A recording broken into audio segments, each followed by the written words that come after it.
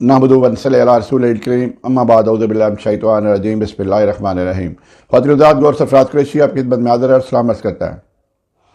کل high court کی intervention پہ آفتاب اقبال صاحب کو تو رہا کر دیا گیا، لیکن جس طرح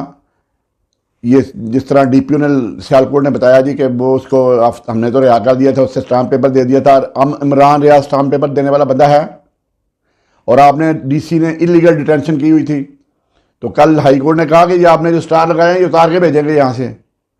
ہائی کورٹ نے کہا کہ سماعت کو پیش کریں اس کو اور اس کی جیل کی فوٹیج دیں جو آپ نے رہا کیا تھا۔ رہا کر کے اس کو نامعلوم افراد لے گئے ہیں۔ اب ہم یہ برداشت کرتے ہیں کہ ارشد شریف والا سیکول ہو، ہم ابھی تک ارشد شریف کا غم نہیں بھول سکے، اوپر سے آپ نے عمران ریاض کو غائب کروا دیا۔ تو عدالتیں پتہ نہیں ان باتوں پہ ابھی تک ریلیکٹنس کیوں ہے، ان کو کیوں نہیں ایکشن لیتے ہیں، کالیں ریکارڈ کی جا رہی ہیں، خفیہ طریقے سے لوگوں کو اٹھایا جا رہا ہے۔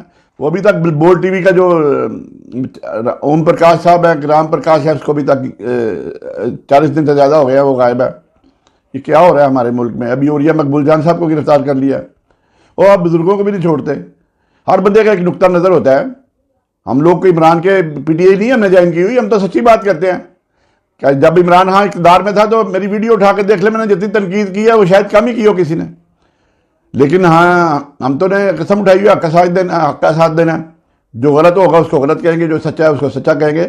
تو یہ ہم مزید گمنامی برداشت نہیں کر سکتے۔ آپ صحافی برادران اور وکلاء سے میں گزارش کرتا ہوں اٹھیں اور یہ جو نامعلوم افراد پکڑ کے لے کے جا رہے ہیں اس کی تہ تک پہنچا جائے، یہ کون لے کے جا رہے ہیں اور کدھر لے کے جا رہے ہیں اور کیا رکھتے ہیں۔ ابھی سوشل میڈیا پہ مختلف باتیں چل رہی ہیں جی عمران ریاض خان کو اتنا مارا گیا ہے کہ وہ جو ہے نا وہ بے ہوش ہو چکا ہے اور وہ کومے میں چلا گیا ہے۔ اس طرح کی باتیں جو ہیں وہ گمراہی کی طرف لے کے جا رہی ہیں لوگوں کو۔ خواتین حضرات اسی کے ساتھ اجازت دیں، دعا میں یاد رکھیں۔ السلام علیکم ورحمۃ اللہ وبرکاتہ۔